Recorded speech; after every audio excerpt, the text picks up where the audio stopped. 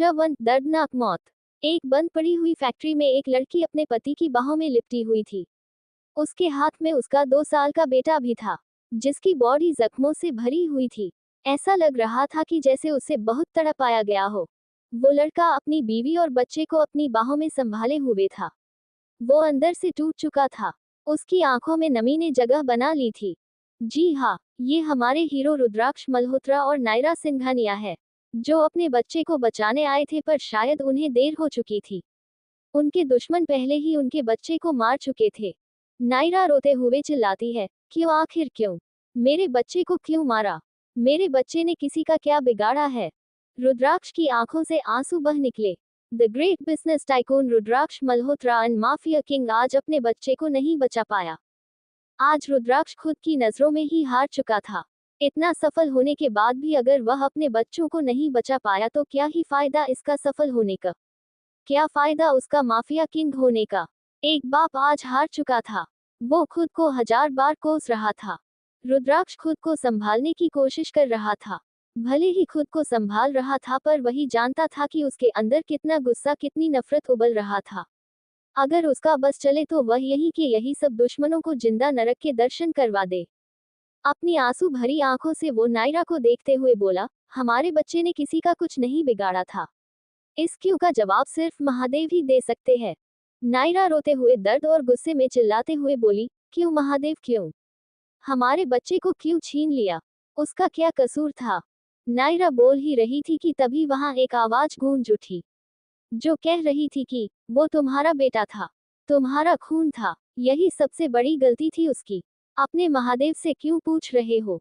वो कोई जवाब नहीं देने वाले। मुझसे पूछो, में ही ना यहाँ। यह आवाज सुनकर दोनों का ध्यान उसी तरफ से चला गया। दरवाजे के पास खड़ी थी उनकी सबसे बड़ी दुश्मन रिया सिंघानिया, जिसे सिंघानिया फैमिली ने गोद लिया था। पर क्या ये मामला उतना सीधा था? बिल्कुल नहीं। उसे देख नायरा के मुंह से सिर्फ एक ही शब्द निकला, रिया, तुम। रिया जोर जोर से हंसते हुए नायरा का मजाक बनाते हुए बोली, हाँ, मैं तुम्हारी प्यारी इकलौती बहन रिया सिंघानिया। रुद्राक्ष गुस्से में चिल्लाते हुए बोला, मुझे पहले ही पता था तुम एक नंबर की डायन हो, पर ये नहीं पता था कि इतनी गिरी हुई औरत निकलोगी तुम। तुम्हारी हिम्मत भी कैसे हुई मेरे बच्चे को मेरे राइवल्स की सौंपने की? मैं तुम्हें जिंदा नहीं छोड़ूंगी। वही रुद्राक्ष के ये शब्द जब नायरा ने सुने तो उसका दिल बैठ गया। उसने कभी नहीं सोचा था कि उसकी बहन, जिसे वह अपना सब कुछ मानती है, वह ऐसा कर सकती है। नायरा को गहरा सदमा लगा। जिस बहन के लिए उसने अपना घर परिवार, माँ बाप, भाई बहन, यहाँ तक कि अपना बिजनेस और मंगेतर भी छोड़ दिया, उस लड़की ने आज उसे जीने लायक नहीं छोड़ा। रिया ने खौफनाक हंसी हंसते हुए कहा, मुझे मारने की बात बाद में करना, पहले खुद यहाँ से जिंदा निकल कर दिखाओ। तुम दोनों यहाँ से जिंदा वापस नहीं जा पाओगे। ये सब बोलते हुए रिया की आंखों में बेहिसाब नफरत दिख रही थी। आज ये पहली बार था कि रिया ने अपनी नफरत खुलकर दिखाई थी। नायरा ने पहली बार रिया की आंखों में अपने लिए नफरत देखी थी। वो अंदर तक हिल चुकी थी। नायरा की आंखें बेहिसाब दर्द बया कर रही थी। अभी रुद्राक्ष कुछ बोलने ही वाला था कि वहां एक और इंसान की आवाज गूंज उठी, कैसी हो मेरी प्यारी नायरा? कैसा लगा हमारा सरप्राइज? आखिर तुम्हारे बेटे को मरवाने में हमारा ही तो हाथ है। ये बोल जोर जोर से हंसने लगी। हम वही अपनी बुआ को ऐसे रूप में देखकर नायरा बुरी तरह से टूट चुकी थी। उसे दर्द पैर दर्द, झटके पर झटका मिल रहे थे, जिसे वह अपना समझ रही थी। वही उसके पीठ पीछे खंजर खाप रहे थे। ये बात उसे आज पता चल रही थी। नायरा लड़खड़ा गई। उसे और अपने बेटे दोनों को रुद्राक्ष ने संभाल लिया। नायरा लड़खड़ाती हुई आवाज में जैसे तैसे सिर्फ इतना बोल पाए, ब, बू, आ, प। उसकी ऐसी हालत देखकर बुआ जी और रिया दोनों ही हंसने लगे। उनकी हंसी रुद्र से बर्दाश्त नहीं हुई। वो जोर से चिल्लाया, चुप चुप हो जाओ, वरना मैं तुम्हें यही जिंदा जला दूंगा। ये सुनकर दोनों डायने सीरियस हो गई। उनके चेहरे पर नफरत छलक आई। बुआ जी इतराते हुए नफरत के साथ बोली, हमें मारने का ख्याल इस जन्म में अपने सीमा से निकल दो। तुम हमारा कुछ भी नहीं बिगाड़ सकते। खुद मौत के मुंह में होते हुए भी हमें धमकी दे रहे हो। रस्सी जल गई पर बल नहीं गया। नायरा रोते हुए चिल्लाई, क्यों? आखिर क्यों? आप तो मेरी बुआ है ना। फिर भी रिया, तुम्हें अपनी बहन माना था मैंने, फिर क्यों आपने हमारे साथ ये किया? बुआ जी चिल्लाते हुए बोली, नफरत है मुझे तुमसे, नफरत है तुम्हारे माँ बाप से, नफरत है मुझे सिंघानिया फैमिली से। रिया ने आगे आकर बुआ जी के कंधों पर हाथ रखकर कहा, शांत हो जाए मोम। इन लोगों पर अपनी एनर्जी बर्बाद करना बेकार है।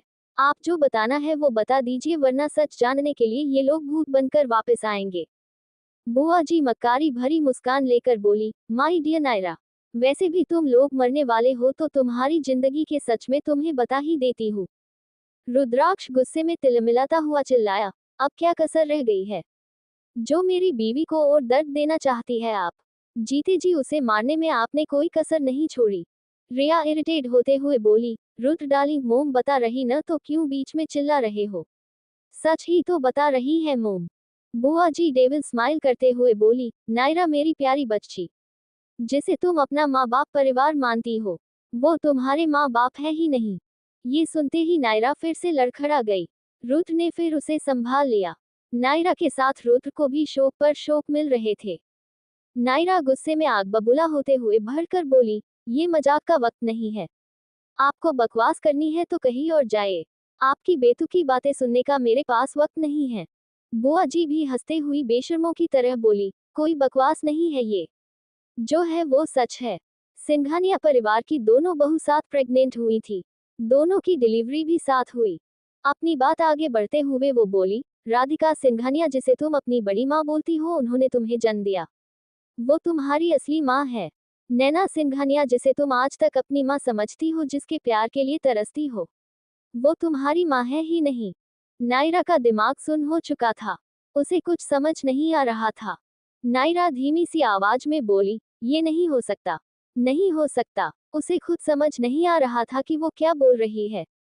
उसकी हालत पर रिया हंसते हुए बोली, मोम देखो तो सही अभी से क्या हालत हो गई है इसकी।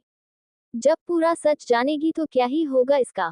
बुआ जी इतराती हुई खिल्ली उड़ाती हुई बोली, क्यों नहीं हो सकता ऐसा?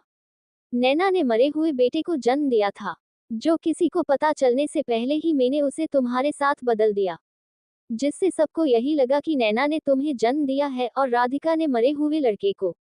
नायरा फ्रस्ट्रेशन, गुस्सा, दर्द, डर, तकलीफ सबके साथ चिल्लाई, क्यों आपने ऐसा क्यों किया?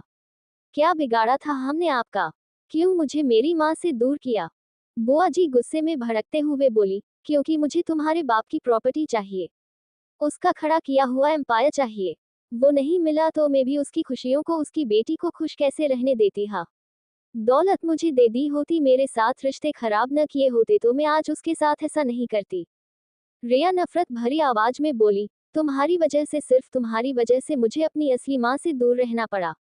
हर बच्चा अपनी माँ के साथ होता था, मैं साथ होकर भी माँ के साथ नहीं रह पाई थी, सिर्फ तुम लोगों की वजह से। बुआ जी हंसते हुए बोली, अरे हाँ, सबसे बड़ी बात बताना तो भूल ही गई मैं। रिया मेरी बेटी है। रिया मेरा अपना खून है, जिसे मैंने सिंघानिया मेंशन में तुम्हारी बर्बादी के लिए भेजा था। उसने तुम्हारे माँ बाप, भाई, पैसा, प्रॉपर्टी, यहाँ तक कि तुम्हारा मंगेतर भी छीन लिया। तुम कुछ भी नहीं कर पाए। तुम्हें क्या लगता है, तुम्हारे साथ 2 साल के होने के बाद बच्ची का अचानक गोद लेना, तुम्हारा सबसे दूर जाना, ये सब ऐसे ही हुआ है? नहीं नहीं, इसके लिए हमने बहुत मेहनत की है। आज सब तुमसे नफरत करते हैं, सब। कोई तुमसे प्यार नहीं करता। पता नहीं इस रुद्र को तुमसे नफरत क्यों नहीं हुई। मेरी बेटी को छोड़कर तुम जैसी ग्वार को क्यों चुना? ये सब जानकार नायरा के साथ रुद्र भी टूट चुका था। वो चाहता तो अपनी और नायरा की जान बचा सकता था, पर अब उनके बेटे के बिना शायद उनके जीने की इच्छा भी खत्म हो चुकी थी। रुद्र चुपचाप सब सुन रहा था, क्योंकि वो भी सच जानना चाहता था। नायरा भी चुपचाप सब सुन रही थी, वो भी सच जानना चाहती थी। रिया इरिटेट होते हुए बोली, मोम अब उन्हें जाने भी दो। कब तक जिंदा रखेंगे? जल्दी निकलो यहाँ से। इसके असली माँ बाप कुत्ते की तरह दुम हिलाते हुए यहाँ पहुँचते ही होंगे।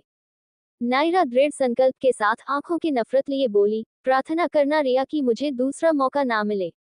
अगर मुझे दूसरा मौका मेरे महादेव ने दिया तो मैं तुम्हें बर्बाद कर दूंगी, 1000 गुना ज्यादा दर्द दूंगी, तुम्हारा सब छीन लूंगी। प्रार्थना करना कि मुझे दूसरा मौका न मिले। रिया ने उसकी बातों को इग्नोर किया और बुआ जी की तरफ देखते हुए कहा, मोम जल्दी। बुआ जी ने सिर हिलाया और कुछ 2 बार ताली बजाकर इशारा किया। उसने जैसे ही इशारा किया, बाहर से गार्ड्स ने आकर जल्दी से फ्लो पर लाइटर जलाकर फेंक दिया। पूरी फैक्ट्री में हर तरफ पेट्रोल फैला हुआ था, जिस पर शायद किसी ने ध्यान नहीं दिया। आग लगाने के बाद वो लोग वहां से तुरंत निकल गए। आग के घेरे में रुद्र और नायरा अपने बेटे को लिए खड़े हुए थे। कुछ वक्त बाद ही वहां सिंघानिया परिवार आ गया। वो लोग आग को देखकर घबरा गए। नैना जी, राधिका जी, बाकी सारे मेंबर्स वहां आ चुके थे। आग की भयानक लपटें देखने के बाद सब बहुत ज्यादा डर गए। सब चिल्लाते हुए उन्हें बाहर आने के लिए बोल रहे थे। सब बहुत ज्यादा डरे हुए थे। लेडीज रो रही थी। नायरा का पारा हाई हो गया। वो जोर से चिल्लाई, चुप, एक शब्द और नहीं। उसकी इतनी तेज आवाज सुन सब चुप ही गए। नैना जी रोते हुए बोली, बेटा आप दोनों बाहर आ जाओ जल्दी, वहां खतरा है। नायरा उन पर भड़कते हुए चिल्लाकर बोली, बस कीजिए मिसेज सिंघानिया, हमें आपकी झूठी फिक्र और हमदर्दी की जरूरत नहीं है। हम नहीं आएंगे बाहर, हम यही ठीक है। हमारे बेटे के बिन हम जीकर भी क्या करेंगे। राधिका जी रोते हुए बोली, ये क्या बोल रही हो नायरा, जल्दी बच्चे को लेकर बाहर आओ दोनों। नायरा उन पर चिल्लाते हुए बोली, आपको महादेव की कसम है, सब बाहर चले जाएं, कोई पीछे मुड़कर नहीं देखेगा, सबको महादेव की कसम है। अंत में थक हार कर सब बाहर चले गए। नायरा और रुद्र एक दूसरे की तरफ देखते हुए एक दूसरे से और ज्यादा लिपट गए। उनकी बाहों में अभी भी उनका बेटा था। नायरा रोते हुए बोली, रुद्र अगर हमें मौका मिला तो हम अपने परिवार और बच्चे को जरूर बचाएंगे। रुद्र भी रोते हुए बोला, हाँ बच्चा, महादेव सबकी सुनते हैं, हमारी भी सुनेंगे। दोनों साथ में बोले, एक दूसरे का हाथ थामे हुए बोले, वादा है मेरा आपसे, हम जरूर मिलेंगे। आग की लपटों ने उन्हें चारों ओर से घेर लिया था। वो आग की लपटों में एक दूसरे को थामे अपने आराध्य को याद करते हुए समा गए। क्या यही उनका अंत था, या थी नई शुरुआत? ये कहानी आगे क्या मोड़ लेगी? CH2 reborn. एक बंद कमरे में एक छोटी सी बच्ची सो रही थी, शायद बेहोश थी, जो लगभग 5 साल की थी। रात के 2 बज रहे थे। वो बच्ची बेहोशी में रो रही थी, चिल्ला रही थी, नींद मैक्स रो रही थी, रुद्र शिवू बस 2 नाम ही रटे जा रही थी।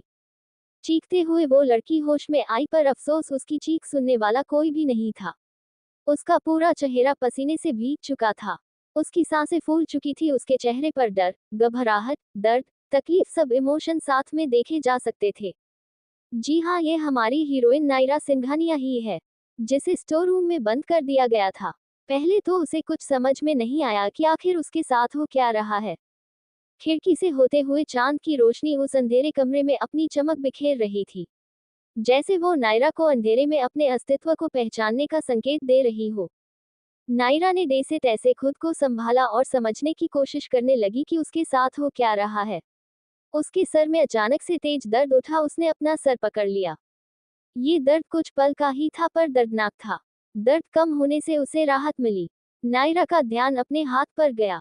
वो छोटे से सॉफ्ट से बच्चे जैसे हाथ देखकर शौक रह गई। वो खुद को देखते हुए बोली, ये हो क्या रहा है मेरे साथ? मैं तो उस फैक्ट्री में रुद्र और शिवू के साथ मर चुकी थी ना, तो यहाँ कैसे? कौन सी जगह है ये? रुद्र और शिवू कहाँ है? ये हो क्या रहा है मेरे साथ? वो कुछ समझ पाती उससे पहले उसे एक सफेद रोशनी ने घेर लिया। वह रोशनी इतनी तेज थी कि उसे अपनी आंखें बंद करनी पड़ी। एक तेज प्रकाश पुंज वहां प्रज्वलित हुआ। उससे आध्यात्मिक और हकारात्मक ऊर्जा विसर्जित हो रही थी। वो ऊर्जा नायरा को सुकून पहुंचा रही थी। उस प्रकाश पुंज की रोशनी थोड़ी कम हुई, तब जाकर नायरा की आंखें खुली। नायरा पहले तो उस प्रकाश पुंज को देखकर ही डर गई। उसने जैसे तैसे खुद को संभाला और कहा, कौन है आप? उस प्रकाश पुंज से गहरी आवाज आई, पुत्री, मैं ईश्वर का दूत हूँ। ये आपका पुनर्जन्म हुआ है। आपके साथ कई लोगों की मौत हुई, जो उस समय पर निर्धारित नहीं थी। आपको ये जन्म दिया गया है ताकि आप अपने आप को बचा सके। आपके साफ दिल को देखकर, कर्मों को देखकर आपको ये मौका दिया गया है। नायरा उदास होते हुए बोली, अब इस मौके का क्या फायदा? सब खत्म हो चुका है। ना रुद्र है ना शिवू। अगर है भी तो उन्हें मैं याद नहीं रहूंगी। ये बात मुझे और तकलीफ देगी। प्रकाश पुंज से फिर से एक दृढ़ आवाज आई, पुत्री, आपको आपके बचपन के समय में लौटाया गया है। आप चाहे वो बदल सकती है। आपकी तरह रुद्राक्ष पुत्र को भी सब कुछ याद है। वो कुछ भी नहीं भूले हैं। आपका बेटा आपको वक्त आने पर वापस मिल जाएगा बच्चे। इस जन्म को व्यर्थ मत जाने देना। ईश्वर सबको दूसरा मौका नहीं देते। नायरा की आंखों से आंसू बह निकले। वो खुद को संभाल जैसे तैसे बोली, आपका दिल से शुक्रिया। मुझे पता था मेरे महाकाल मेरी बात जरूर सुनेंगे। प्रकाश पुंज वो कालों के काल महाकाल है पुत्री। वो किसी को निराश नहीं करते। अपने मौके को गंवाना मत। इतना बोलकर वो प्रकाश पुंज गायब हो गया। नायरा इमोशनल हो गई। वो घुटनों के बल बैठकर खुद को गले लगाकर रोने लगी। उसे एक एक करके सभी चीजें याद आ रही थी जो उसके साथ पिछले जन्म में हुई थी। वो लगातार रोती रही। बचपन से लेकर जिंदगी के आखिरी पल तक सब उसके आंखों के सामने एक रील की तरह घूम रहा था। 1 घंटे लगातार रोने के बाद उसने खुद को संभाला और अपने आंसू पोंछे। जैसे उसे होश आया हो। उसने खुद को शांत किया और याद किया कि वो इस वक्त कहाँ है। उसने खुद को स्टोर रूम में पाया। इस वक्त रात के 3 बज रहे थे। दिमाग पर जोर देने से उसे याद आया कि उसे 2 दिन से स्टोर रूम में बंद कर दिया गया था। जब रिया पुल के पास उसके साथ खेल रही थी, रिया ने नायरा को पुल में गिराने की कोशिश की पर वो खुद ही गिर गई। सब फैमिली मेंबर उसे बचाने आए तब उन्होंने वहां नायरा को देखकर उन्हें लगा ये सब नायरा ने किया है। रिया ने भी सारा दोष हर बार की तरह नायरा पर मर दिया, जिससे नायरा को नैना जी ने स्टोर रूम में बंद कर दिया था। उसे सिर्फ एक बार खाना दादा दादी ने खिलाया था, वो भी नैना जी से लड़ झगड़ कर। नैना जी ने नायरा को खाना तो दूर एक बार देखने तक की जरूरत नहीं समझी। आखिर लगती भी कैसे। उनके पास उनकी लाडली नाजुक दूसरी बेटी जो थी। नैना जी का कहना था कि नायरा भूखी प्यासी अंधेरे कमरे में बंद रहेगी तब उसे अपनी गलती का एहसास होगा। हर फैमिली मेंबर ने उससे मुंह मोड़ लिया था। क्या क्या नहीं बोला था, यहाँ तक कि मारा पीटा भी था। नायरा अपने पास में इतनी गुम हो गई कि उसे एहसास तक नहीं हुआ कि कोई उसके दरवाजा खोलकर अंदर आकर उसके पास बैठ चुका है। उसे ऐसे ही बैठे हुए 1 घंटा बीत चुका था। जी हाँ, ये दादाजी और दादी जी ही थे। उन्होंने सुबह के 4 बजते ही पहले नायरा से मिलने आए थे। उसे इस कमरे से बाहर निकलने आए थे। दादाजी ने उसे हिलाया तब जाकर उसे होश आया कि उसके पास कोई बैठा है। दादा दादी की देख नायरा फिर से इमोशनल ही गई। उसने तुरंत दादाजी को गले लगा लिया। ना वो रो रही थी, ना ही कोई फरियाद कर रही थी, ना अब वो डर रही थी। नायरा बिल्कुल शांत थी, जो शांति दादा दादी के दिलों में खौफ पैदा कर रही थी। उन्हें कुछ गलत होने का एहसास हो रहा था। पहले जब उसे पनिशमेंट मिलती थी, वो दादा दादी के पास रोती थी, चिल्लाती थी, फरियादों की जड़ी लगा देती थी, पर ये नायरा बिल्कुल शांत थी। दादाजी ने प्यार से नायरा के सर पर हाथ फेरते हुए उससे पूछा, क्या हुआ बच्चे? आज मेरी बच्ची इतनी शांत क्यों है? नायरा ने अपना सर उनके कंधे पर टिकाते हुए बोला, दादू अब आपकी बच्ची समझदार हो चुकी है। वो छोटे बच्चों की तरह शिकायतें नहीं करेगी, ना तो रोएगी और ना ही चिल्लाएगी। दादा दादी का दिल ये बात सुनकर कांप उठा।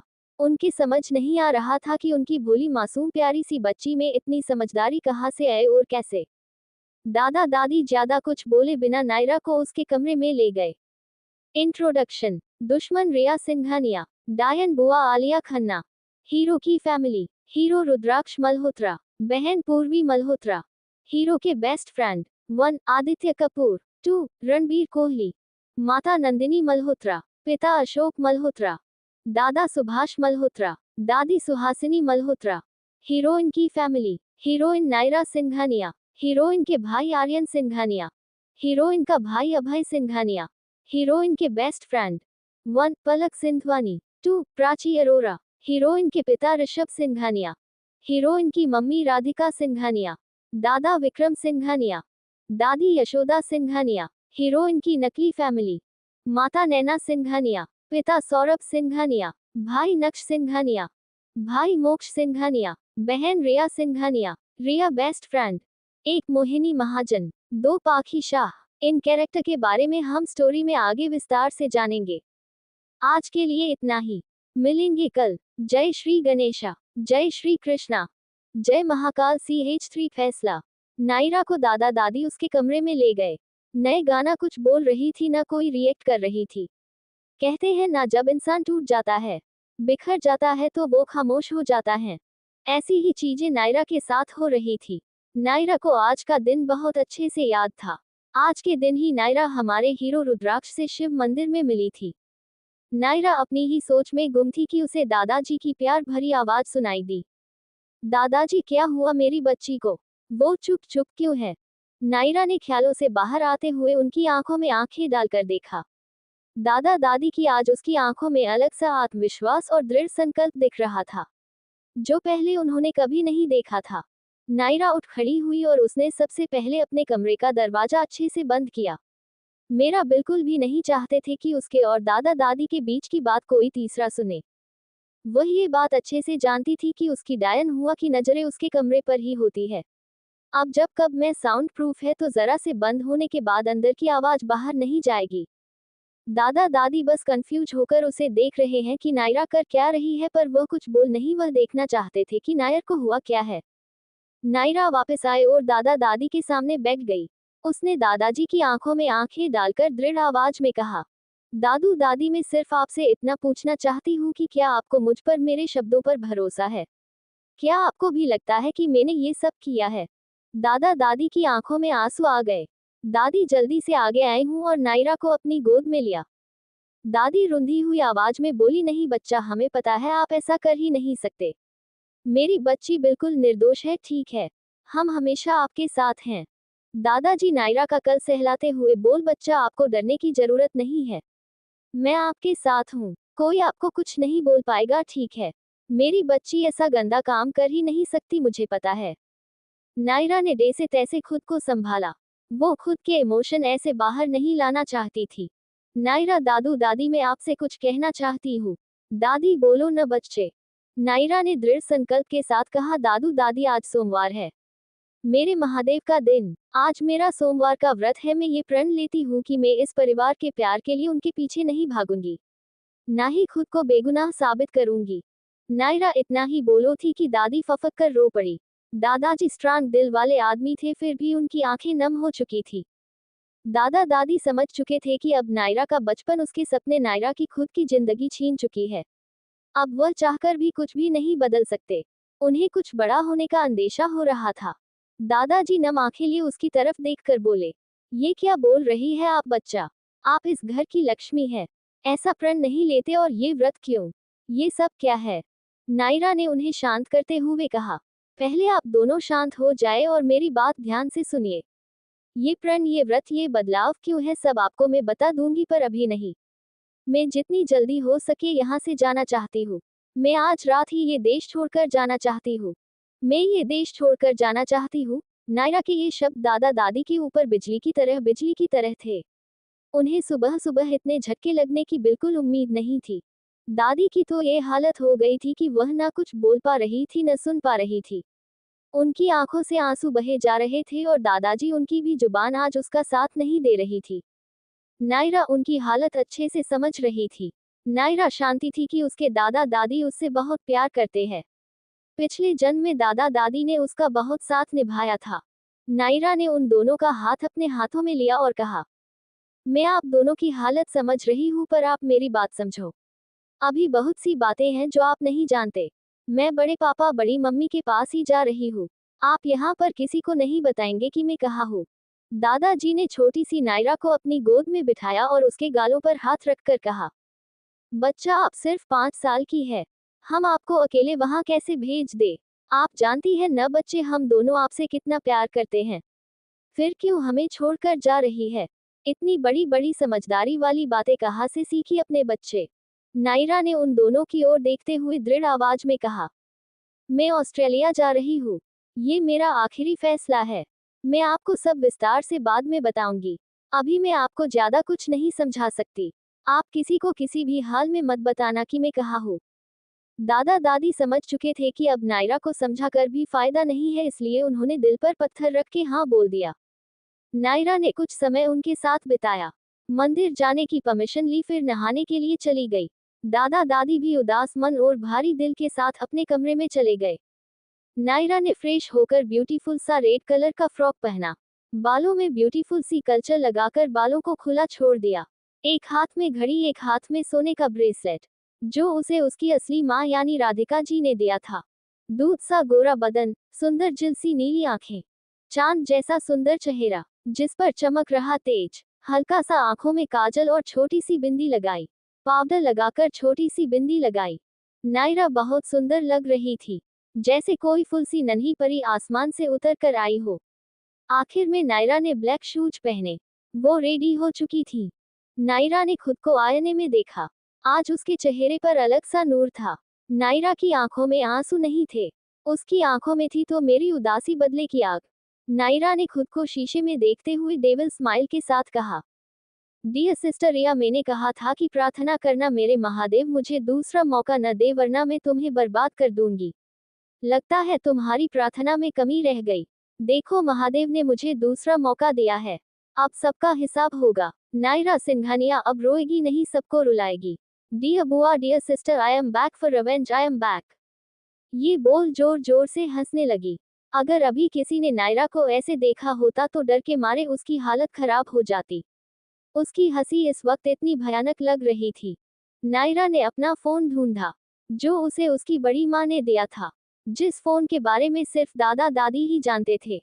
नायरा ने उसके बड़े पापा को फोन मिलाया। कुछ ही रिंग के बाद फोन पर सामने से बड़े पापा की आवाज आई, हेलो बच्चा। नायरा ने सॉफ्ट आवाज में कहा, जय महाकाल बड़े पापा, कैसे हैं आप? बड़े पापा, मैं ठीक हूँ बच्चा, आप ठीक हो? नायरा, हाँ मैं ठीक हूँ। दादा दादी ने आपको बता ही दिया होगा सब। क्या मैं आपके पास आ सकती हूँ? क्या मैं आपकी बेटी बन सकती हूँ?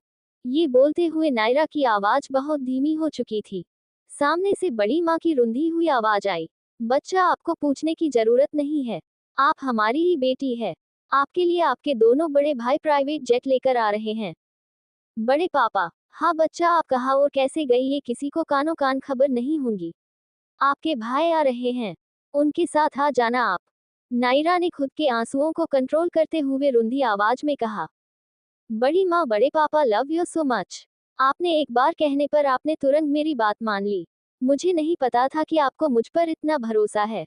बड़े पापा, भरोसा तो होगा ही मेरी बच्ची पर मुझे। आप तो मेरे जिगर का टुकड़ा है। आपकी बातों और फैसलों से मुझे इतना तो समझ आ चुका है कि कुछ बहुत बड़ी सी बात है, कुछ बहुत बड़ा हुआ है, जो हम नहीं जानते, पर हमें पता है कि हमारी बेटी ने कोई फैसला लिया है तो वह सही ही होगा। नायरा, कुछ नहीं, बहुत कुछ हुआ है बड़े पापा। वहां आकर शांति से बताऊंगी मैं आपको सब। अभी तो बहुत बड़े राज है सिंघानिया परिवार के, जिसे उजागर भी तो करना है। बस आप मुझ पर भरोसा रखन। बड़ी माँ, हमें आप पर पूरा भरोसा है बच्चा। Love you so much. रात तक आपके भाई पहुंच जाएंगे वहां, आपको वो कॉल करेंगे। हम अपनी राजकुमारी के स्वागत को तैयारी करते हैं। नायर खिलखिलाते हुए बोली, जी माँ। बड़े पापा, बच्चा वहां से कुछ भी मत लाना, सिर्फ हमने जो दिया है आपको वो और आपके कपड़े, उस घर की कोई चीज नहीं चाहिए हमें।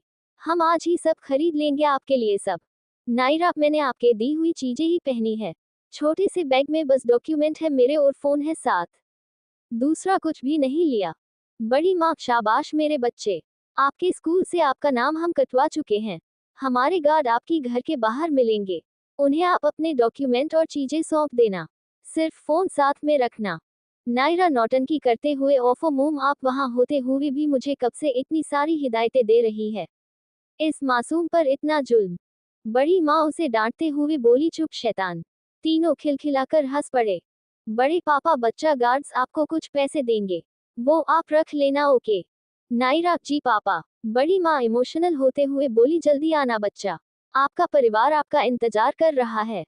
नायरा, जल्दी आऊंगी माँ, आपकी बेटी अब वही रहेंगी, आपके साथ आपके पास। बड़े पापा, we are waiting for your baby doll heart, love you. Naira, love you too mom dad. BYYY। Phone रखने के बाद नायरा ने अपनी माँ पापा की दी हुई चीजें समेटकर बैग में भरी, डॉक्यूमेंट भरे और बेट रेडी कर दिया।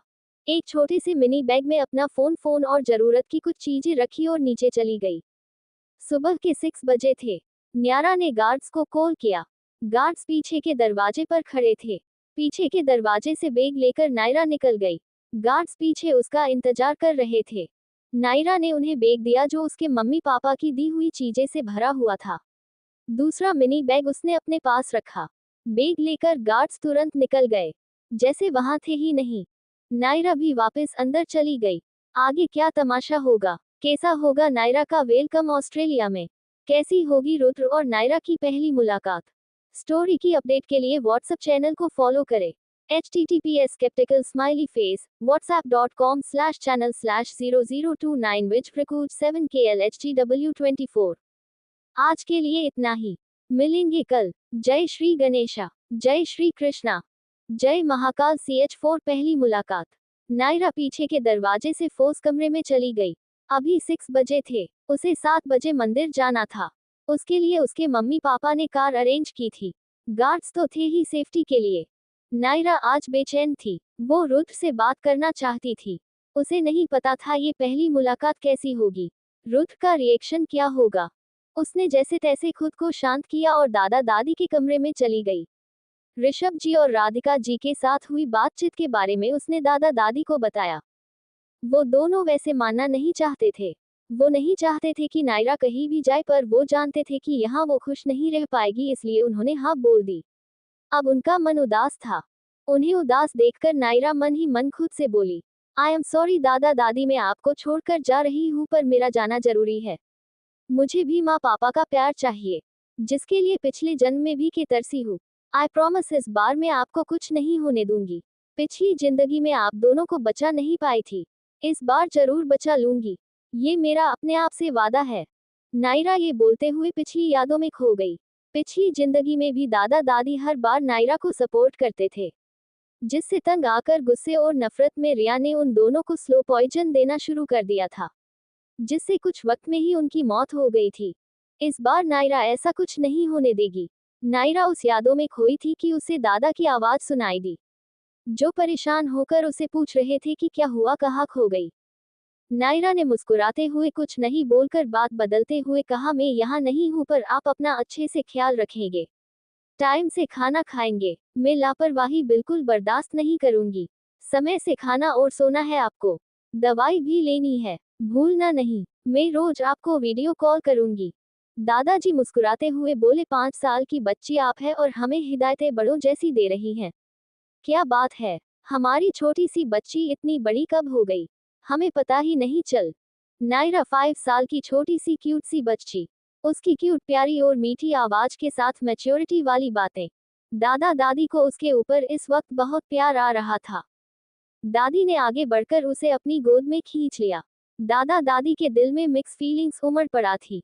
नायरा का बचपन खोने का दुख, उसकी मैच्योर बातें सुन मिला सुकून, उसके दूर जाने का दर्द। बहुत सी बातें उनके दिमाग में चल रही थी। कुछ देर बाद 6:30 बजे नायरा पिछले रास्ते से मंदिर के लिए निकल गई। दादा दादी ने भी उसे नहीं रोका। नायरा पिछले दरवाजे से गई क्योंकि सुबह सुबह वो कोई कलेश नहीं चाहती थी। उसे जल्दी से जल्दी रुद्राक्ष से मिलना था। वो इन लोगों से भिड़कर अपना मूड नहीं बिगाड़ना चाहती थी। गार्ड्स और कार के साथ नायरा निकल पड़ी मंदिर के लिए। 7 बजे नायरा मंदिर शिव मंदिर में एंटर हुई। उसने पूजा का सामान खरीदा। उसने मंदिर में जाकर शिवजी की पूजा की, अर्चना की, रुद्राभिषेक किया। नायरा ने आंखें बंद करके महादेव के सामने हाथ जोड़कर मन ही मन कहा, हे महादेव, आप तो कालों के काल है। आपने मुझे जो मौका दिया है, उसे मैं बिल्कुल भी नहीं गवाऊंगी। आपका दिल से शुक्रिया महादेव। आपकी बेटी आपको बिल्कुल भी निराश नहीं करेगी। अपना आशीर्वाद बनाए रखना महाकाल। नायरा ने कुछ देर आंखें खोलने के बाद शिवलिंग को देखा। फिर वो मंदिर के पिछले हिस्से के गार्डन में चली गई। उसकी आंखें बेचैनी से किसी को ढूंढ रही थी। नायरा उसे ढूंढ की रही थी कि उसे पीछे से गहरी आवाज सुनाई दी, मुझे ढूंढ रही हो बच्चा, मैं यही हूँ देखो। ये आवाज सुनकर नायरा अपनी जगह पर फ्रिज हो गई। उसकी आंखों से आंसू निकलने लगे। वो कुछ रिएक्ट नहीं कर पा रही थी। आखिर वो इस आवाज को कैसे नहीं पहचानती। ये थे हमारे ग्रेट रुद्राक्ष मल्होत्रा। वही रुद्राक्ष के गार्ड्स ने अपने बॉस की इतनी सॉफ्ट वॉइस और स्वीट टोन सुनी तो वो शौक ही रह गए। वही नायरा के गार्ड्स को भी रुद्राक्ष को देख झटका लगा। रुद्राक्ष ने फिर सॉफ्ट वॉइस में उसे पुकारा, नायू बेबी। नायरा तुरंत पीछे पलटी और रुद्राक्ष की तरफ दौड़ पड़ी। वो पलक झपकते रुद्राक्ष की बाहों में सिमट गई। ये नजारा देखकर सिंघानिया और मल्होत्रा दोनों फैमिली के गार्ड्स डर गए। उन्हें डर था कि रुद्राक्ष नायरा को दूर फेंक देगा। नायरा पर सबको तरस आ रहा था। रुद्राक्ष को बिल्कुल भी पसंद नहीं था कि कोई उसे छुए। उसके कपड़ों पर भी उसे किसी की छुअन बर्दाश्त नहीं होती थी। पर सबकी सोच से उलट रुद्राक्ष ने नायरा को अपनी बाहों में भर लिया। नायरा उसकी बाहों में बिलक बिलक कर रोने लगी। रुद्राक्ष ने उसे बाहों में अच्छे से एडजस्ट किया और उसका सर सहलाते हुए कहा, शांत हो जाओ जान, देखो सब ठीक है। हम मिलकर सब ठीक कर देंगे, डोंट क्राई, मैं सब संभाल लूंगा। नायरा रोते हुए बोली, रुद्र हमारे शिवू का क्या? मुझे उसकी याद आ रही है। वहां खड़े हुए दोनों फैमिली के गार्ड्स की समझ नहीं आ रहा था कि यहाँ हो क्या रहा है। ये दोनों एक दूसरे को कैसे जानते हैं? ये शिवू कौन है? उन्होंने चुप रहने में ही अपनी भलाई समझी। रुद्राक्ष ने अपने इमोशन को काबू करते हुए कहा, बच्चा, उसकी याद मुझे भी आ रही है। हम उसे फिर से पा सकते हैं। उसके लिए हमें इंतजार करना होगा। नायरा हिचकियां लेते हुए बोली, छोटी त न ल बा व कत। रुद्राक्ष ने उसकी हालत देखकर उसे डांट लगाते हुए कहा, चुप, एकदम चुप। अब रोना नहीं, जल्दी पानी पियो, बीमार हो जाओगी रो रो कर। रुद्राक्ष गार्ड्स पर चिल्लाया, देख क्या रहे हो, पानी लाओ। गार्ड्स तुरंत भागकर पानी लेने गए। कुछ देर में पानी रुद्राक्ष को लाकर दिया। रुद्राक्ष ने नायरा को पानी पिलाया। वो दोनों कार के जाकर बैठ गए। रुद्र ने कार का एसी चलाया। दोनों एक दूसरे की बाहों में थे। उनकी बॉडी छोटी थी, उनकी सोल नहीं। दोनों ने एक दूसरे से प्लान डिस्कस किए कि ऑस्ट्रेलिया में मिलकर क्या धमाल करना है, ये तय किया। 1 घंटे बाद दोनों ने ना चाहते हुए भी एक दूसरे को बाय बोला और निकल गए। जाते हुए दोनों ने नंबर एक्सचेंज कर लिए। अब लव बर्ड का क्या कहना। आज के लिए इतना ही। मिलेंगे कल। च5 दर्द। नायरा और रुद्र न चाहते हुए भी अपने अपने घर निकल गए। उन्हें पता था कि वो अच्छे से इंडिया के बाहर ही वक्त बिता सकते हैं। नायरा घर पहुंची। वो पीछे के रास्ते से नहीं, सामने से घर के अंदर एंटर हुई। उसकी चाल में गजब का पॉजिटिव एटीट्यूड था। उसका ऑरा एक क्वीन की तरह था। उसकी चाल में गजब का आत्मविश्वास था। गेट पर खड़े गार्ड नायरा को ही मूड मूड के देख रहे थे। नायरा जब घर में एंटर हुई तो सब डाइनिंग हॉल में जमा हो चुके थे। नैना जी और सौरभ जी रिया को अपने हाथों से खिला रहे थे। रिया बड़े मजे से खा रही थी। अगर आज इस नायरा की जगह पुरानी नायरा होती तो वह लड़ती, झगड़ती, चिल्लाती और सबकी नजरों में बुरी बन जाती। आखिर रिया इतने वक्त से यही तो करती आई है। नायर को प्रोवोक करती, गुस्सा दिलाती। नायरा उसकी चाल में फंस जाती और वह गुस्सा करती तो सारा दोष पर मर दिया जाता। नायरा सबसे दूर होती गई। सब उससे नफरत करने लगे। सब ये भूल चुके थे कि उसे घर में दूसर नायरा नाम की कोई बेटी भी है। सब उसको हर बार रुलाते, उस पर चिल्लाते, उसकी 1000 कोशिश के बाद भी उसे इग्नोर करते। नायरा ने सबको इग्नोर किया और डाइनिंग हॉल की तरफ चल पड़ी। सब उसे बाहर से आता देख सोच रहे थे कि नायरा सुबह सुबह कहाँ से आ रही है। रिया तो उसकी खूबसूरती, उसकी चाल सब देखकर जल भून रही थी। सबको लगा अब नायरा रिया के साथ झगड़ा करेगी। मम्मी पापा भाई के हाथ से खाना खाने की जिद करेगी। सबको अब रिया के लिए फिक्र होने लगी। सबको लगा नायरा रिया पर चिल्लाएगी। सबकी सोच से अलग नायरा सबको इग्नोर करती हुई हेड चेयर पर बैठे दादा दादी के पास पहुंच गई।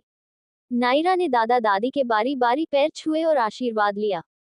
दादा दादी ने बड़े प्यार से उसे आशीर्वाद दिए। नायरा दादाजी की गोद में चढ़ गई। दादाजी ने नायर को अपनी गोद में अच्छे से बैठाया और प्यार से पूछा, बच्चा, दर्शन कर लिए? पूजा अच्छे से हुई? नायरा मुस्कुराते हुए स्वीट सी वॉइस में बोली, जी दादू, मैंने महादेव की पूजा अर्चना भी की, रुद्राभिषेक भी किया। हेलो गाइस, प्लीज चैनल को सपोर्ट करो, प्लीज सब्सक्राइब भी करना जरूर। दादी ने नायरा के सर को सहलाते हुए कहा, शाबाश मेरी बच्ची, मेरी बच्ची तो बड़ी समझदार है। ये सुन नायरा खिलखिला दी। सौरभ जी बीच में कूद पड़े। सौरभ जी, कैसी पूजा? किसकी पूजा? सुबह सुबह नायरा कहाँ से आ रही है? दादाजी का हंसता हुआ चेहरा सख्त हो गया। उन्होंने कड़क और रौबदार आवाज में कहा, तुम्हें इस बात की चिंता करने की कोई जरूरत नहीं है कि नायरा कहाँ गई थी, क्या कर रही थी। उसकी चिंता करने के लिए हम जिंदा है। वह जो भी करे उससे तुम्हारा कोई लेना देना नहीं है, ना वह तुम्हारी बेटी है। सौरभ जी भड़कते हुए बोले, पापा आप ऐसा नहीं बोल सकते। नायरा मेरा खून है। वह क्या कर रही थी, क्या नहीं, कहाँ जा रही है, कहाँ नहीं, सब जानने का मेरा हक है और मैं हक से पूछूंगा। आप ये बोल भी कैसे सकते हैं कि नायरा मेरी बेटी नहीं है? अभी सौरभ जी बोल ही रहे थे कि उनकी पीठ पर उड़ती हुई छड़ी 2-3 बार पड़ गई। दादाजी का गुस्सा भड़क गया। वो सौरभ जी के पास में ही बैठे थे तो उन्होंने 2-3 छड़ी उनकी पीठ पर दे मारी। सौरभ जी चिल्लाने लगे। आखिर दादाजी ने उन्हें इतनी जोर से जो मारा था। वहीं ये सीन देखकर नायरा खिलखिलाकर हंसने लगी।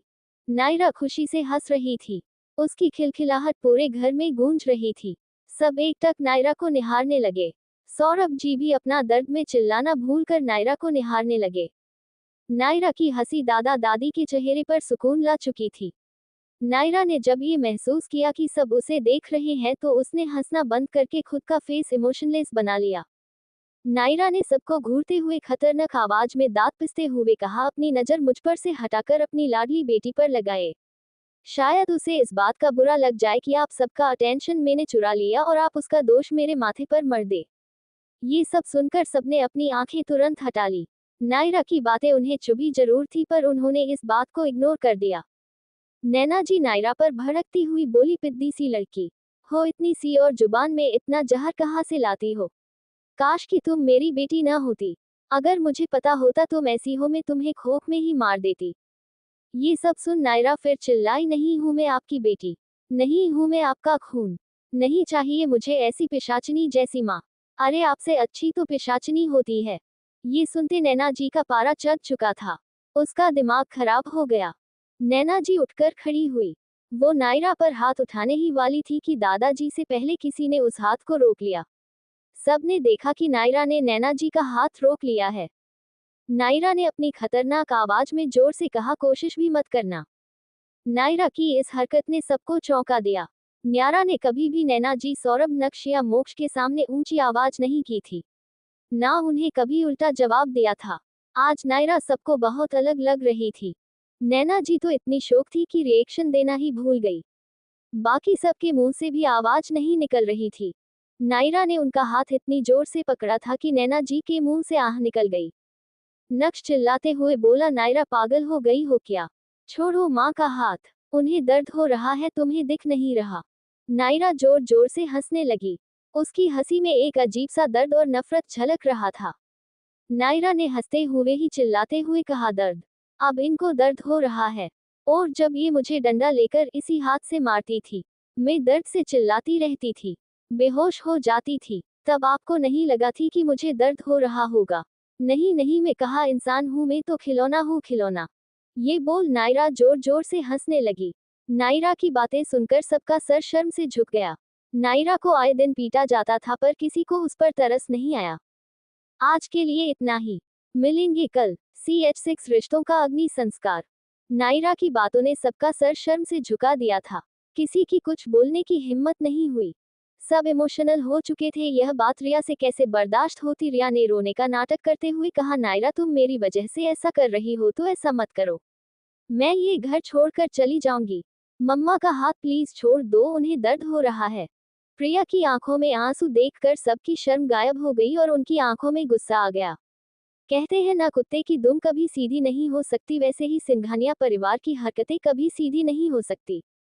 नैना जी अपना हाथ का दर्द भूलकर नायरा पर फड़कती हुई बोली, बेशर्म लड़की, तो मैं अभी भी शर्म नहीं आई? जब देखो तब मेरी बेटी को रुलाती रहती हो। तुम क्यों मेरी बेटी की खुशियों के पीछे पड़ी हो? आखिर तुम चली क्यों नहीं जाती यहाँ से? मेरी रिया कहीं नहीं जाएगी। आखिर तुम जी ही क्यों रही हो? अब नायरा वह पहले वाली नायरा नहीं थी जो सबकी बातें सुन के चुप रह जाए। नायरा ने उनका हाथ जोर से मरोड़ दिया। नैना जी के मुंह से चीख निकल गई। नक्श और मोक्ष जैसे ही आगे आने वाले थे, नायरा ने कोल्ड वॉयस में कहा, वही रुक जाए मिस्टर सिंघानिया, वरना मुझसे बुरा कोई नहीं होगा। नायरा की इतनी ठंड और भयानक आवाज सुनकर वह दोनों भाई वहीं के वहीं जम गए। भाई वहीं के वहीं जम गए। दोनों में से किसी की हिम्मत नहीं हुई आगे जाने की। नायरा ने वैसी कड़क आवाज में कहा, तो मिस रिया सिंघानिया, मैं आपको बता दूं कि तुम्हें कहीं भी जाने की जरूरत नहीं है। मैं खुद ये घर परिवार सब छोड़कर जा रही हूँ। मैं छोटी जरूर हूँ पर खुददार हूँ।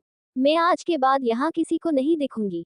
अगर तुमने यहाँ से जाने का कष्ट किया तो तुम्हारी ये सो कोल्ड माँ मेरे सर पर तांडव करेगी। सौरभ जी नायरा पर भड़कते हुए बोले, तुम्हें होश भी है नायरा कि तुम क्या बोल रहे हो? तुम अपनी माँ के बारे में ऐसा बोल रही हो? तुम्हें शर्म नहीं आ रही? और घर छोड़कर जाने का क्या मतलब है?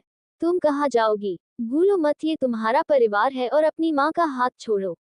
नायरा नफरत से चिल्लाती हुई बोली, नहीं है, ये मेरी माँ नहीं है, आप मेरे पापा नहीं है, ये मेरा परिवार।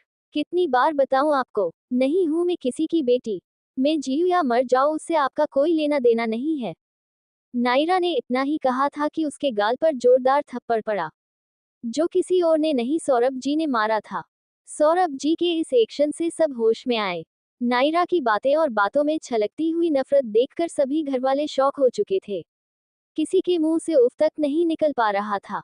सबसे ज्यादा शौक तो नैना जी और सौरभ जी थे। नायरा ने कुछ सेकंड कोई रिएक्ट नहीं किया। सौरभ जी ने उसका कंधा हिलाते हुए चिल्लाकर कहा, तुम ये बोलती कैसे सकती हो कि हम तुम्हारे माँ बाप और परिवार नहीं है? अगर हम तुम्हारे माँ बाप नहीं है तो कौन तुम्हारा? नायरा के चेहरे पर खतरनाक मुस्कुराहट उभर आई, जो दिखने में डरावनी लग रही थी।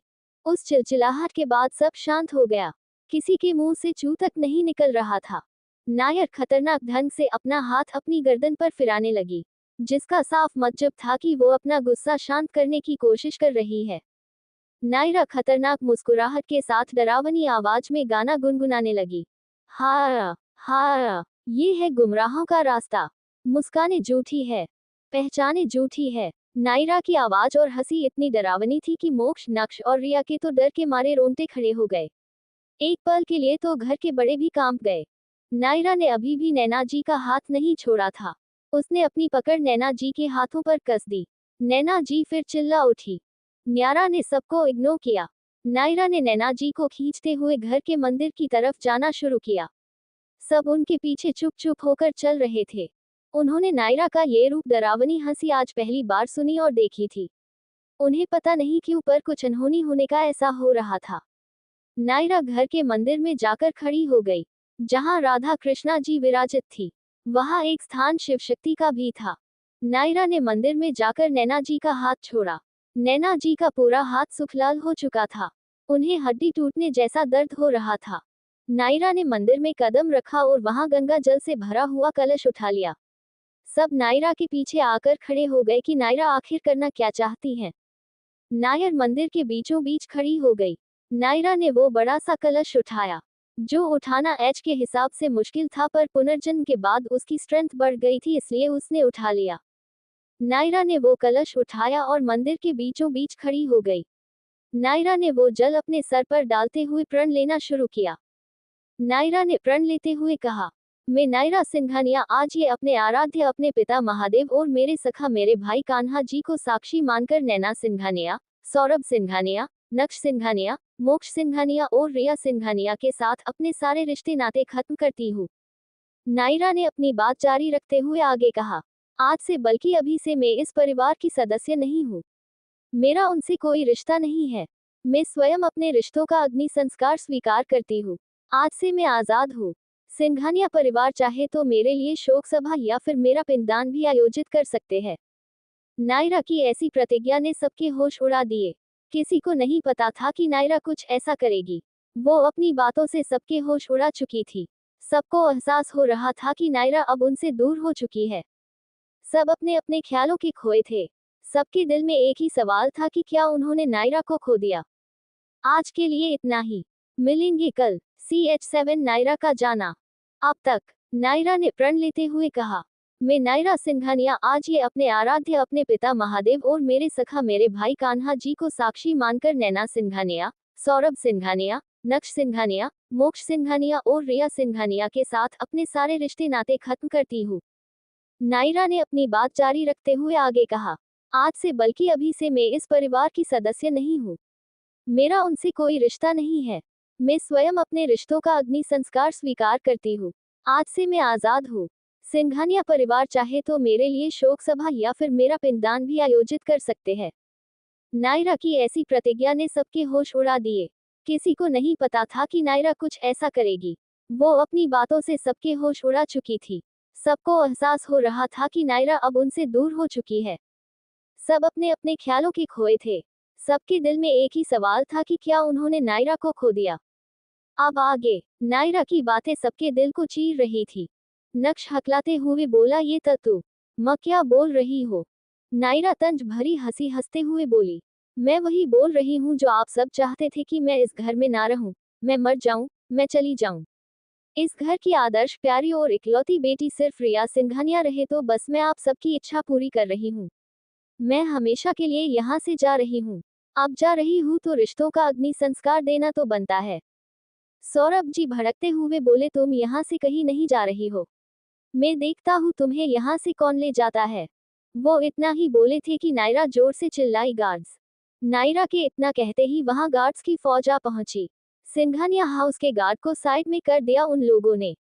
गार्ड्स के हेड नायरा के पास आकर सर झुकाए हुए बोले, हमें यंग मास्टर और आपके पापा दोनों ने आपकी सुरक्षा की जिम्मेदारी दी है प्रिंसेस। प्लीज आप चलिए। एक गार्ड आगे आकर नायरा को उसका बैग और फोन देते हुए बोला, प्रिंसेस ये आपका सामान। नायरा ने वो बैग लिया और सर हिलाया। ये गार्ड्स ऋषभ जी और रुद्राक्ष के थे, जो उन्होंने नायरा की सेफ्टी के लिए रखे थे। नायरा ने उन्हें साथ में रहने के लिए कहा था, जिससे वो लोग टीम बनाकर नायरा को प्रोटेक्ट कर रहे थे। नैना जी चिल्लाते हुए बोली, तुम नहीं जा सकती यहाँ से। सौरभ जी बौखलाए हुए बोले, ये लोग तुम्हारा पापा किसे बोल रहे हैं, मैं तुम्हारा पापा हूँ, समझा दो इन्हें।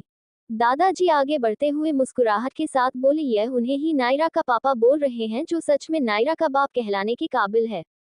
नायरा को तुम में से किसी की कोई जरूरत नहीं है। नायरा अपने मम्मी पापा के पास जा रही है। मोक्ष चिल्लाकर बोला, ये आप क्या बोल रहे हो दादू, आपको होश भी है? आप नायरा की किसे सौंप रहे हैं? माना कि उसने गलती की है, पर हमने बस उसे उसकी सजा दी है, वो नहीं जा सकती। दादी मोक्ष को डंडा मारते हुए कड़क आवाज में बोली, गधे तेरी हिम्मत कैसे हुई अपने दादाजी के सामने जुबान चलाने की? तू खुद को समझता क्या है? मोक्ष दर्द से चिल्लाते हुए बोला, अरे माफ कर दो दादी, अब नहीं करूंगा। अरे छोड़ दो, दर्द हो रहा है। Rolling on the floor laughing. ये सीन देखकर नायरा फिर से खिलखिलाकर हंसने लगी। वो हंसते हुए क्यूट सी डोल लग रही थी। नायरा खुश होकर ताली बजाते हुए कूदते हुए बोली, ये नायरा अपने मम्मी पापा के पास जाएंगी, बड़े भाइयों की गोद में खेलेंगी, नए दोस्त बनाएगी, मम्मी मुझे अपने हाथों से खिलाएगी, पापा मुझे अपनी गोदी में सुलाएंगे, अपने कंधे पर बिठाकर घुमाएंगे। नायरा की हंसी जिसमें ने सिंघानिया परिवार 2 पल के लिए खो गया था। नायरा की बातें सुनकर उनकी खुशी हवा हो गई। नायरा ने जिस जिस पल की बात की, वो पल उन्होंने नायरा के साथ कभी नहीं जिया। वो सब नायर को धूत करते गए, मारते गए, न उसे लाड लड़ाया, न प्यार से उसका सर सहलाया। बीमारी में भी कोई उसे देखने नहीं गया। दादाजी ने नायरा को अपनी गोद में लेकर प्यार से कहा, हाँ बच्चा, आपको आपके मम्मी पापा बहुत प्यार करेंगे, बड़े भाई प्यार करेंगे, आपकी सब विश पूरी करेंगे। आप पहले ना कपड़े बदल लो, देखो आप पूरी भीग गई हो, देखो बच्चे आपके बाल गीले हो चुके हैं। दादी प्यार से उसका सर सहलाते हुए बोली, हाँ बच्चा, देखो आप कैसे भीग चुकी हो, आप ऐसे ही रही तो आपको जुकाम और बुखार हो जाएगा, चलो कपड़े बदल लो। नायरा मुंह फुलाते हुए बोली, नहीं मैं नहीं करूंगी, मम्मी पापा ने बोला है कि सिर्फ उनके लाए हुए कपड़े पहनूंगी मैं, यहाँ की कोई भी चीज मेरे साथ नहीं जाएगी वरना मम्मी गुस्सा हो जाएगी। गार्ड्स के हेड आगे आकर बोले, प्रिंसेस आपके लिए आपके मोम डैड ने नए कपड़े भिजवाए हैं, आप वो पहन लीजिएगा, आपको हमारे साथ चलना होगा। नायरा सीरियस होकर बॉसी वे में बोली, ठीक है, मैं आ रही हूँ, मम्मी पापा को सब इन्फॉर्म कर देना, आई नीड सम रेस्ट, हम डेस्टिनेशन की तरफ चलते हैं। नायरा की आवाज उसके बात करने का बॉसी उड़ा, उसका रौब देखकर गार्ड्स भी चौंक उठे। फिर उन्होंने खुद को तुरंत संभाल लिया। वही नायरा का ये रूप सिंघानिया परिवार के लिए भी झटके से कम नहीं था। किसी के मुंह से आवाज नहीं निकल रही थी, किसी ने सपने में भी नायरा का ये रूप इमेजिन नहीं किया था। थोड़ा शौक दादा दादी को भी लगा था, पर उन्होंने खुद को जल्दी संभाल लिया क्योंकि सुबह से वह बहुत कुछ देख चुके थे। अब उनके लिए ये कुछ ज्यादा बड़ी बात नहीं थी। नैना जी गुस्से की आग में चिल्लाती हुई बोली, ये सब क्या है नायरा, तुम्हारे तमाशे नाटक कभी खत्म क्यों नहीं होता? अब ये कौन सा महान नाटक हमारी सिंपैथी पाने के लिए लगाया है? नैना जी को यकीन नहीं हो रहा था कि कल तक जो लड़की उनके पीछे मम्मा मम्मा करते हुए घूमती थी, उनके उस पर ध्यान न देने के बाद भी साय की तरह बार बार उनके पीछे चलती रहती थी, आज वह उन्हें ऐसे ही आसानी से छोड़कर जा रही है, अपने रिश्तों को अग्नि संस्कार दे रही है। उन्हें ये बात हजम नहीं हो रही थी। उन्हें ये सब नायरा का नया नाटक लग रहा था, पर सच्चाई कोई नहीं बदल सकता। रिया बीच में आग लगाते हुए इमोशनल होने का दिखावा करते हुए रोते हुए बोली, नायरा दी, अगर तुम्हें सबका अटेंशन ही चाहिए तो प्लीज ऐसा ड्रामा मत करो। तुम्हारे इस नाटक से मामा पापा और भाई सब बहुत हट हो रहे हैं। मैं तुम्हारी जगह से हट जाएंगी। मैं छोटी हूँ, आपसे कुछ गलती हो गई हो मुझसे तो माफ कर दो प्लीज। मैं आपको बिल्कुल तंग नहीं करूंगी, प्लीज दी प्लीज। सब नायरा को मनाने रोकने की कोशिश करे, ये सब रिया कैसे देख सकती है? वह अंदर ही अंदर जल भून कर खाक हो रही थी, इसलिए उसने नैना जी को हथियार की तरह यूज किया। नैना जी गुस्से में कुछ बोलने ही वाली थी कि बीच में नायरा ने उन्हें हाथ दिखाकर रोक दिया। नायरा का गुस्सा अब बढ़ता ही जा रहा था। नायरा चिल्लाते हुए गुस्से में बोली, मिसेज सिंघानिया, मैं आपको पहली और आखिरी बार बता रही हूँ, आप मेरे लिए एक स्ट्रेंजर के अलावा कुछ भी नहीं है, तो भूल जाए कि मैं आपके 2 कौड़ी के अटेंशन के लिए ऐसा कुछ करूंगी। नायरा की बुलंद आवाज के साथ ही वहां पर सन्नाटा छा गया। सबके दिमाग में बस एक ही शब्द गूंज रहा था, वह था मिसेज सिंघानिया। नायरा ने नैना जी को मम्मा की जगह मिसेज सिंघानिया बोला। सब एक दूसरे की तरफ आंखें फाड़ फाड़ कर देख रहे थे। नायरा तो नायरा है, उसे किसी के रिएक्शन से फर्क नहीं पड़ा। दादी नायरा को अपनी गोद में लेते हुए सबको इग्नोर करते हुए बोली, बच्चा आप कुछ खाकर तो जाओ, आपने 3 दिन से कुछ नहीं खाया। नायरा की आंखें दादी की तरफ देखता हुए सॉफ्ट हो गई। वो प्यारी सी आवाज में बोली, दादी आप तो जानती हैं मेरा सोमवार का व्रत है, मैं कुछ भी नहीं खा सकती। दादा दादी निराश हो गए। नायरा ने दोनों को बारी बारी गले लगाया और साथ चलने का इशारा किया। दोनों ने हामी भरी। पूरी सिंघानिया फैमिली बस ये सीन चुपचाप देख रहे थे, जैसे कोई मोम के पुतले हो। नायरा दादा दादी का हाथ पकड़े हुए आगे बढ़ गई, उसके साथ गार्ड्स भी चल पड़े। नायरा ने बीच में ही रुक गई। नायरा ने पीछे मुड़ते हुए सिंघानिया परिवार पर अपनी खतरनाक चिलसी निगाहें डाली। नायरा ने फिर अपनी तेज और बुलंद आवाज में ऐलान करते हुए कहा, मैं नायरा सिंघानिया आज अपना नाम, दौलत, शोहरत सब छोड़कर जा रही हूँ। आपको आपकी प्यारी बेटी रिया भीख में दी आपको। अब आपको कोई परेशान नहीं करेगा। मैं जा रही हूँ, पर जिस दिन वापस आई, सबका हिसाब होगा। आज सिर्फ नायरा नहीं जा रही, शिवशक्ति की बेटी जा रही है। जिस दिन मैं वापस आई उस दिन सबकी उल्टी गिनती शुरू। जय महाकाल। इतना बोलकर बिना पीछे मुड़े नायरा निकल गई। नायरा के शब्द सबके कानों में गूंज रहे थे। नायरा दादा दादी के साथ कार में बैठकर गार्ड्स की फौज के साथ निकल गई। सिंघानिया परिवार को जब होश आया तब तक सब वहां से जा चुके थे। सिंघानिया मैंशन में मौत सा गहरा सन्नाटा छाया था। चईट लड़ाई। अब तक। नायरा ने फिर अपनी तेज और बुलंद आवाज में ऐलान करते हुए कहा, मैं नायरा सिंघानिया आज अपना नाम, दौलत, शोहरत सब छोड़कर जा रही हूँ। आपको आपकी प्यारी बेटी रिया भीख में दी आपको। अब आपको कोई परेशान नहीं करेगा। मैं जा रही हूँ, पर जिस दिन वापस आई, सबका हिसाब होगा। आज सिर्फ नायरा नहीं जा रही, शिवशक्ति की बेटी जा रही है। जिस दिन मैं वापस आई उस दिन सबकी उल्टी गिनती शुरू। जय महाकाल। इतना बोलकर बिना पीछे मुड़े नायरा निकल गई। नायरा के शब्द सबके कानों में गूंज रहे थे। नायरा दादा दादी के साथ कार में बैठकर गार्ड्स की फौज के साथ निकल गई। सिंघानिया परिवार को जब होश आया तब तक सब वहां से जा चुके थे। सिंघानिया मैंशन में मौत सा गहरा सन्नाटा छाया था। अब आगे। सब मिलकर नायरा को रोकना चाहते थे। होश में आते ही सब दरवाजे की तरफ भागे, पर तब तक बहुत देर हो चुकी थी। नायरा दादा दादी के साथ जा चुकी थी। अब वह रोकने से भी रुकने नहीं वाली थी। सिंघानिया परिवार तो झटके में था। क्या नायरा सच में उनसे दूर हो गई थी? यही सवाल उनके दिल में चल रहा था। सौरभ जी खुद को संभाल जैसे तैसे बोले, वो तो अभी बच्ची है, उसे रिश्तों की कोई समझ नहीं है। 2 दिन से ना किसी ने उससे बात की, नहीं किसी ने उसको देखा, इसलिए सबसे नाराज है। जब उसकी नाराजगी दूर हो जाएगी तो वह खुद घर आ जाएगी। किसी को फिक्र करने की जरूरत नहीं है। नैना जी गुस्से में उबलती हुई बोली, उसे तो घर आने दो, उसे तो मैं अपनी हरकत के लिए फिर से सबक सिखाऊंगी। आखिर वह खुद को समझती क्या है? थोड़ी सी सजा क्या दे दी तो माँ बाप को छोड़ने की बात कर देगी वो। नक्श चिढ़ते हुए तेज आवाज में बोला, यह आपने थोड़ी सी जगह दी है उसे, 5 साल की बच्ची को। वह बच्ची 2 दिन से स्टोर रूम में बंद थी। आपने उसको खाना तो क्या, पानी भी नहीं पूछा? पानी दूर की बात, देखने भी गई क्या आप उसे? जब वह बाहर आई तो ताने दिए, मारपीट शुरू कर दिया आपने। ऐसे नहीं होते माँ बाप। नैना जी चिल्लाई। नक्श। मोक्ष भी चिल्लाते हुए बोला, चिल्लाए मत मोम। नक्श ने जो कहा बिल्कुल सही कहा है। वह आप ही थी जिसे नायरा अपनी बेटी के रूप में नहीं चाहिए थी। वह आप ही थी जो हर बात पर नायरा को रिया से कंपेयर करती थी और नायरा को बोलती थी कि काश उसने आपकी कोख से जन्म न लिया होता। अब चली गई है, अब उसे बख्श दो। रिया रोने का नाटक करते हुए बोली, मेरी वजह से दीदी चली गई, मैं ही हूँ जिसकी वजह से उन्हें जाना पड़ा। नक्श सख्त आवाज में बोला, रिया जब बड़े बीच में बात कर रहे हो तो छोटू को बीच में नहीं बोलना चाहिए। ये हम बड़े लोगों का मैटर है, हम सुलझा लेंगे। सौरभ जी गुस्से में बोले, रिया पर क्यों गुस्सा कर रहे हो अब तुम? नायरा चली गई, ये रिया की गलती नहीं है। मोक्ष बीच में कूद पड़ा, नक्श भाई सही बोल रहे हैं। भाई उसे पर गुस्सा नहीं कर रहे हैं, वह बस समझ रहे हैं कि बड़ों के बीच में बच्चे नहीं बोल सकते। अगर आपको इसमें भी दिक्कत है तो हम उसमें कुछ नहीं कर सकते। नैना जी चिल्लाई, बस करो, आपस में लड़ना बंद करो। नायरा के साथ मम्मी पापा है, उसकी चिंता करने की जरूरत नहीं है। रिया अपने रूम में जाओ। रिया तुरंत रोने का नाटक करते हुए रूम में भाग गई। उसके जाने के तुरंत बाद ही हॉल में मोक्ष की ठंडी आवाज गूंज उठी। मोक्ष नैना जी को देखते हुए तंज कसते हुए कड़वी हंसी के साथ बोला, माँ तो बहुत देखी पर आप जैसी नहीं, जिसने गोद ली हुई बेटी के लिए अपनी बेटी को ठुकरा दिया, मरने के लिए छोड़ दिया।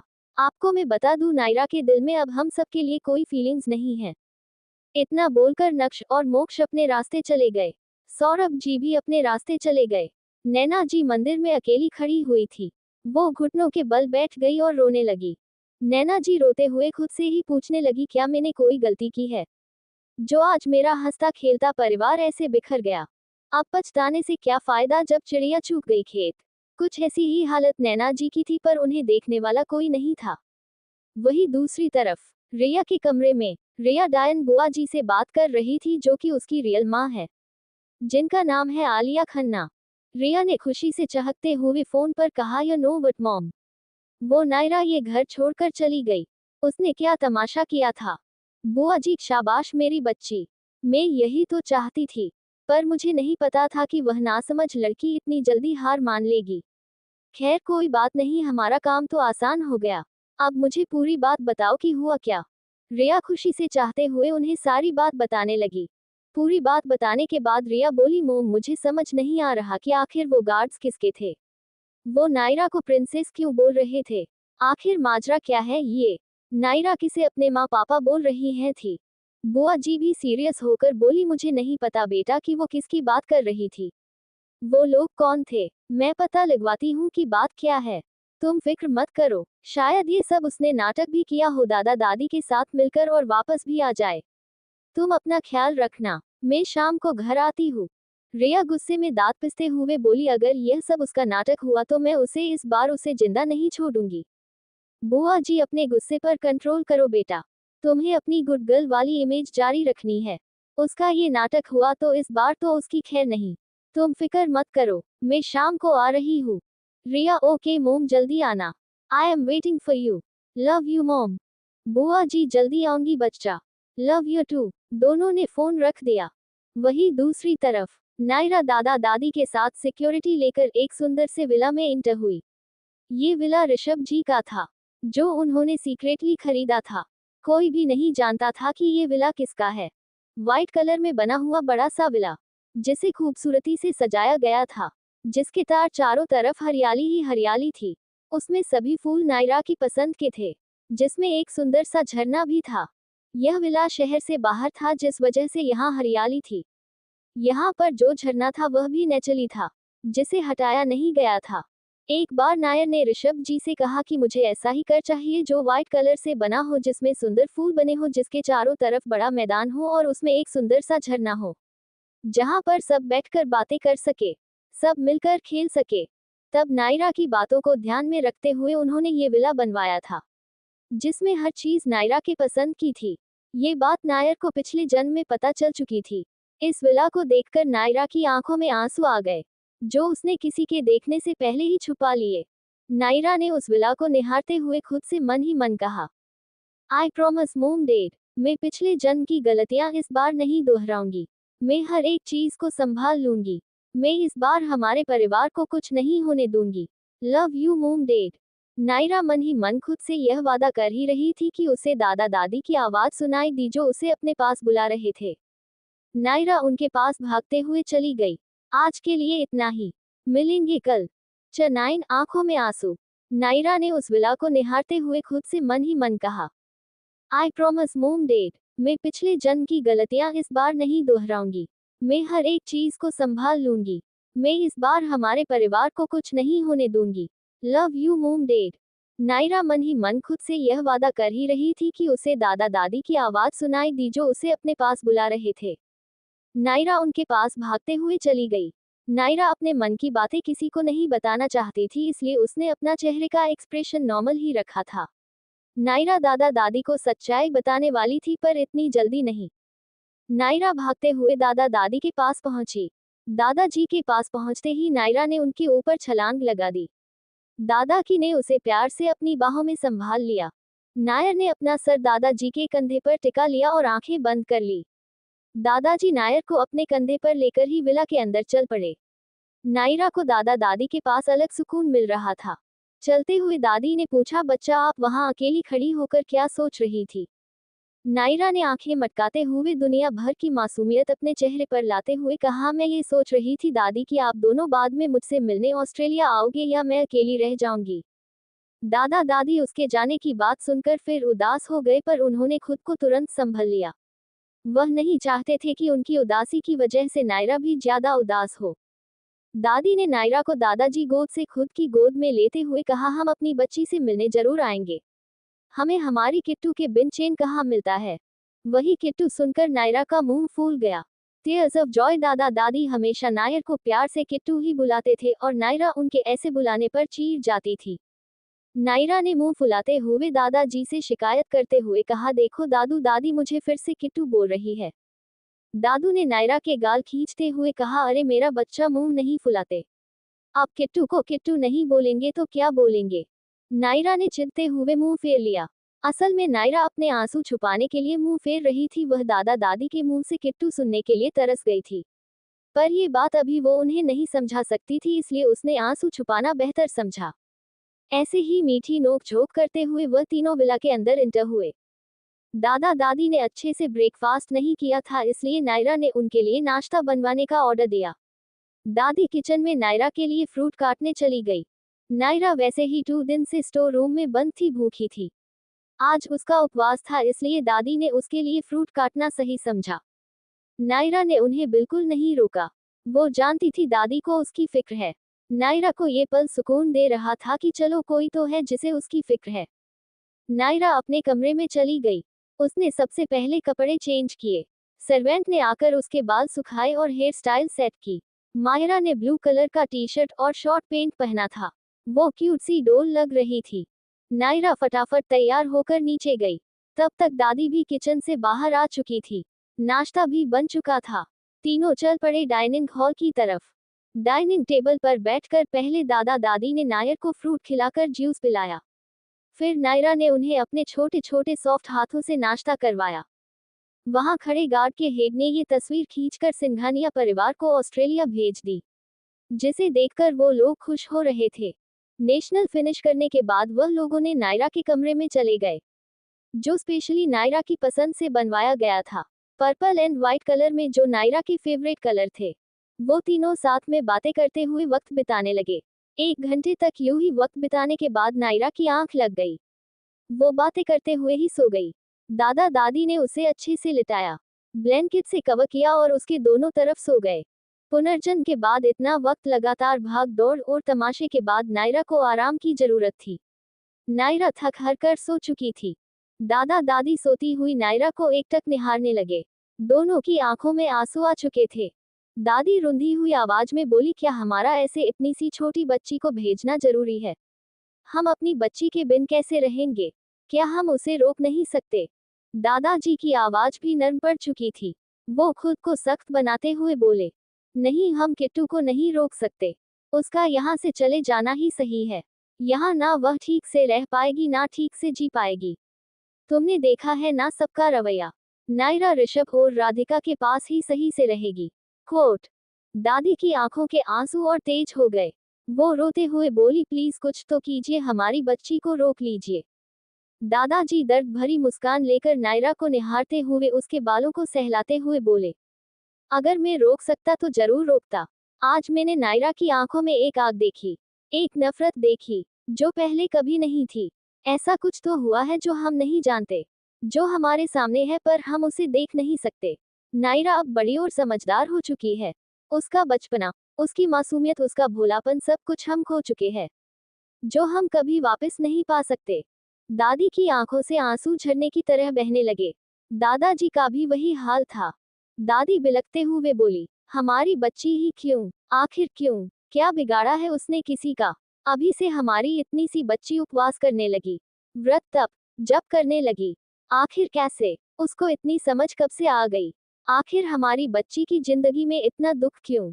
दादाजी दृढ़ विश्वास के साथ बोले।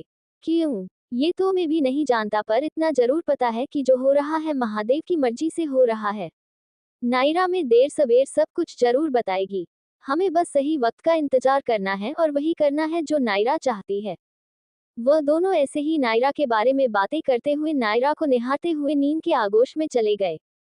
दूसरी तरफ एक आलीशान प्लेन में बिजनेस शूट पहने हुए दो लड़के आपस में बात कर रहे थे। आर्यन सिंघानिया, अभय सिंघानिया तीनों भाई बहन में सबसे बड़े हैं। उनका स्वभाव बड़ों जैसा मैच्योर है। ये 15 साल के हैं। बाहरी दुनिया के लिए सख्त पर अपने परिवार से बहुत प्यार करते हैं और नायरा में तो उनकी जान बसती है। अभय सिंघानिया ये आर्यन से छोटे हैं। ये चुलबुले किस्म के इंसान हैं। ये 10 साल के हैं। अपने बड़े भाई से डरते हैं पर प्यार भी उतना करते हैं।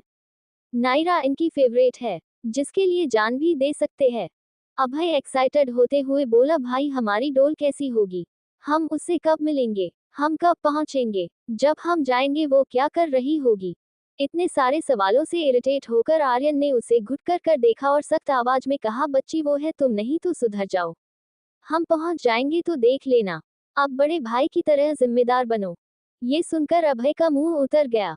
उसका उदास चेहरा देखकर आर्यन ने उसके कंधे पर हाथ रखकर उसे समझाते हुए कहा, अभय तुम 10 साल के हो और हमारी नायर 5 साल की है, तो वह तुमसे छोटी हुई तो तुम्हें अपनी छोटी बहन का ख्याल रखने के लिए मैच्योर तो होना पड़ेगा।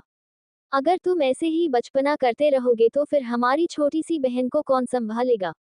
अभय ने बात को समझते हुए कहा, जी भाई, मैं अच्छा बड़ा भाई बनूंगा, बिल्कुल आपकी तरह। ये सुनकर आर्यन मुस्कुरा दिया। आज के लिए इतना ही। मिलेंगे कल। हेलो गाइस, प्लीज़ वीडियो को पूरा सुनिए, पूरा स्किप मत कीजिए, लाइक करिए।